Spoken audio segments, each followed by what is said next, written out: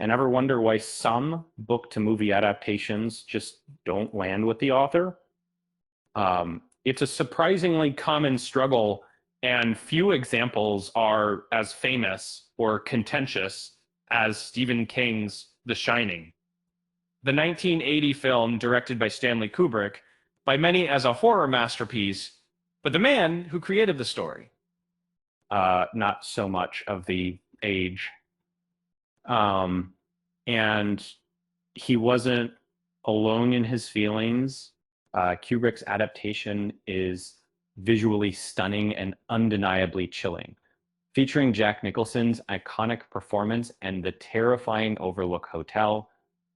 Um, Yet King felt it missed the core of his novel. Uh, he described the film as a beautiful car with no engine, all style, and no substance.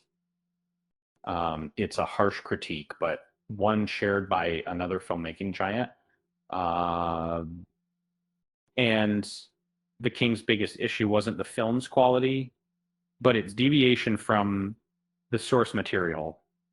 Uh, he felt Kubrick stripped Jack Torrance of his tragic arc, turning him into a crazed figure from the start. And the novel explored a descent into madness. Well, the film presented a man already teetering on the edge. The author also took issue with Shelley Duvall's portrayal of Wendy Torrance, feeling it was misogynistic and reduced her to a screaming victim.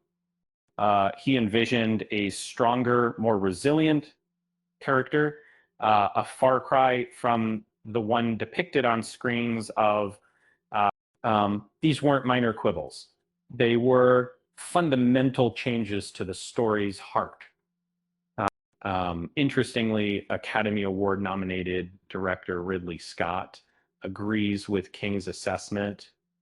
And then finally, Scott believes that Kubrick mucked around with the novel's essence, altering the atmosphere and losing the darkness that made the book so effective. He felt Kubrick prioritized style over substance, creating a visually impressive but ultimately hollow experience. Scott specifically pointed to Kubrick's choice to brighten the Overlook Hotel, removing the gloomy, unsettling atmosphere of the book. He believed the hotel's boiler room, a symbol of dread in the novel, was diminished by Kubrick's aesthetic choices.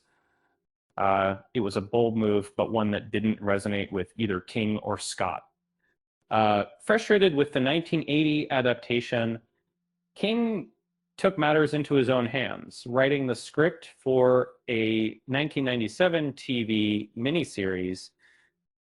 This version was a more faithful adaptation, allowing him to correct what he saw as the film's shortcomings. He fleshed out Jack's backstory, and gave Wendy a more empowered role, while some still prefer Nicholson's performance. The miniseries offered a different perspective, aligning more closely with the novel's themes and characterizations. It proved that a different interpretation was possible, one that honored the source material while still delivering a compelling story. Ultimately, The Shining remains a fascinating case study in adaptation. Kubrick's film is a cinematic masterpiece, but it's a masterpiece that diverges significantly from King's vision.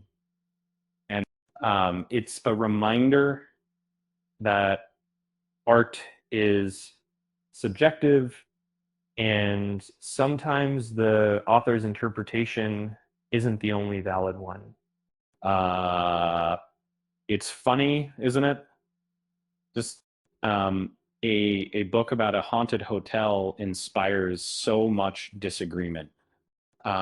Maybe the real horror isn't the ghosts, but the debate over how to tell the story.